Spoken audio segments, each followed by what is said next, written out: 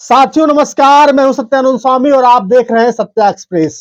लोकसभा चुनाव 2024 की तैयारियां शुरू हो गई हैं। एक तरफ एनडीए गठबंधन तो दूसरी तरफ इंडिया गठबंधन की तैयारियां।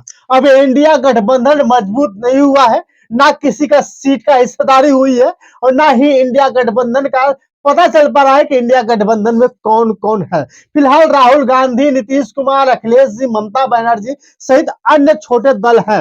लेकिन अगर बहन जी की बात करें तो अभी भी ये बहन जी इंडिया गठबंधन में शामिल नहीं हुई है। और आपको पता है कि इंडिया गठबंधन का संयोजक की बात जब बारी आई थी कि कौन इंडिया गठबंधन का नेतृत्व करेगा, तो सबसे पहले लोगों के मन में आया कि नीतीश कुमार को हम एनडीए गठबंधन का नेतृत्व करने के लिए दे दें।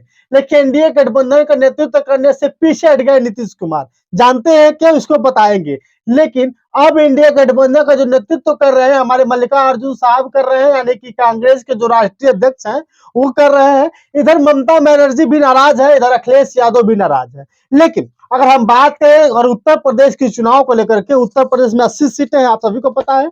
और इधर 35 सीटों पे लगभग राहुल गांधी चुनाव लड़ना चाहते हैं, यानी कांग्रेस लड़ना चाहती है। और इधर 8 से 10 लोगों का नाम अखिलेश यादव भी दे चुके हैं। आपको बता दूं कि जिस तरह से इंडिया गठबंधन के सभी पार्टियां दम भर चुकी हैं कि हम इनके साथ रहेंगे, हम इनके साथ रहेंगे, तो अभी बहन जी का अभी तक कोई भी निर्णय सामने नहीं आया है, क्योंकि 15 तारीख को उनका जन्मदिवस है और जन्मदिवस के मौके पर लग रहा है कि बहुत बड़ा ऐलान कर सकती है। लेकिन इंडिया गठबंधन के बारे में अभी भी सूचना नहीं आई है। लोग आशा लगा रहे हैं कि इंडिया गठबंधन में अगर बहन जी शामिल हो जाती हैं तो शायद कहीं ना कहीं इंडिया गठबंधन एनडीए गठबंधन पे भारी पड़ेगा। लेकिन आप ये बताइएगा, जब 2019 का चुनाव था, यानी कि इससे पहले जो चुनाव था, सपा और बसपा एक साथ चुनाव लड़ी थी, आपको पता ही होगा। 37 सीटों पे सपा लड़ी थी, 38 सीटों पे बसपा चुनाव लड़ी थी। लेकिन 37 सीटों में अखिलेश जी के पास 5 सांसद है, यानी 5 सीटें जीत पाए थे अखिलेश यादव जी और 10 सीटें बहन जी जीत पाई थी, आपको पता ही होगा। लेकिन जिस तरह से इस बार की बारी है कि इस बार सभी लोग चाहते हैं हम इस बार मोदी जी को प्रधानमंत्री बनने नहीं देंगे। लेकिन सबसे बड़ा सवाल जिस तरह से आता है कि कांग्रेस 35 सीटों पे चुनाव लड़ना चाहती है, अखिलेश जी 8 से 10 सीटों पे चुनाव लड़ना चाहती है। इसी में ममता बनर्जी भी होंगी, इसी में लालू जी भी होंगे, इसी में नीतीश कुमार जी भी, इसी में बहुत सारे दल होंगे। लेकिन बहन जी की बात अगर करें तो बहन जी हमेशा से चाहती हैं कि मैं 80 सीटों पे चुनाव लड़ी। ये हमेशा से चाहती है कि उत्तर प्रदेश मेरा हो। ये हमेशा से भी चाहती हैं कि आने वाले समय में अगर इंडिया गठबंधन का कोई पीएम का चेहरा होगा तो बहन जी होगी। लोग भी कहते हैं कि अगर बहन जी पीएम का चेहरा बनती है तो कहीं ना कहीं इंडिया गठबंधन एनडीए गठबंधन पे भारी पड़ सकती है।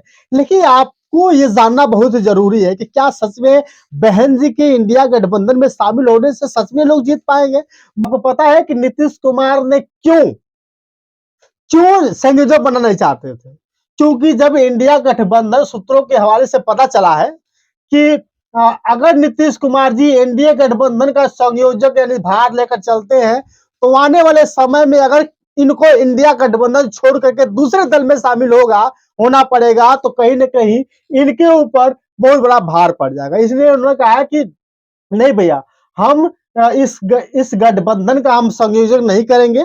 ममता बनर्जी भी नहीं है तो कहीं ना कहीं कांग्रेस के जो अध्यक्ष है मल्लिकार्जुन साहब, इनको जो है कि नेतृत्व करने के लिए छोड़ दिया गया है। लेकिन अगर बात करें हम बहन जी की, तो बहन जी अभी तक कोई निर्णय नहीं दे पाई है। लेकिन 15 तारीख को उनका जन्म दिवस है। लोग बता रहे हैं कि बहुत बड़ा फैसला आएगा इंडिया गठबंधन को लेकर के, सीट बंटवारा को लेकर के, क्योंकि अभी तक 5 बैठक हो चुकी है।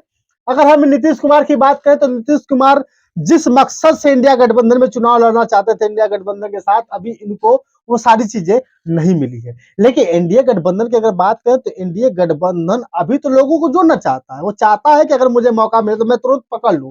लेकिन अगर मोदी जी को हराना है तो ये सारे दल एक साथ मिलकर के चुनाव लड़ेंगे, तभी मोदी जी प्रधानमंत्री नहीं बन पाएंगे। अब सवाल है, कांग्रेस चाहती है कि मल्लिकार्जुन साहब को पीएम का चेहरा बनाया जाए। कुछ लोग चाहते हैं कि नहीं, बहन जी को पीएम का चेहरा बनाया जाए। 15 एक और सूचना सामने निकल कर आ रही है कि बहन जी कहीं ना कहीं हो सकता है कि ओवैसी साहब से गठबंधन करें, यानी ओवैसी साहब के पार्टी से अगर गठबंधन करेंगे तो जितने भी मुस्लिम पक्ष के लोग होंगे एक साथ आ जाएंगे। तो भैया देख लीजिए, इन लोगों के बारे में तो पता नहीं है कि इन लोगों के साथ कौन कौन जाएगा, लेकिन सपा की बात करें तो यादव भरपूर मात्रा में इनके साथ जाएगा। इनका भी बहन जी का दलितों का वोट बहुत मजबूत है, सपा का यादवों का वोट बहुत मजबूत है। तो कहीं ना कहीं अगर ये लोग एक साथ मिलकर के चुनाव लड़ते हैं तो मुझे लगता है कि एनडीए गठबंधन पर भारी पड़ेंगे। अगर इन लोगों इन गठबंधन में से किसी ने इधर उधर आ जाने की कोशिश की तो मुझे नहीं लगता है कि इंडिया गठबंधन कभी भी जीत पाएगी। फिलहाल कल बहन जी का जन्मदिवस है, उसी दिन पर बहन जी के नाम से एप्लीकेशन भी एक जारी होने वाला, जिससे बहन जी सारे लोगों से एक साथ जुड़ पाए। बाकी देखते रहिए सत्या एक्सप्रेस, बहुत जल्द ही नए नए अपडेट्स लेकर आते रहेंगे। तब तक के लिए बहुत बहुत धन्यवाद, शुक्रिया।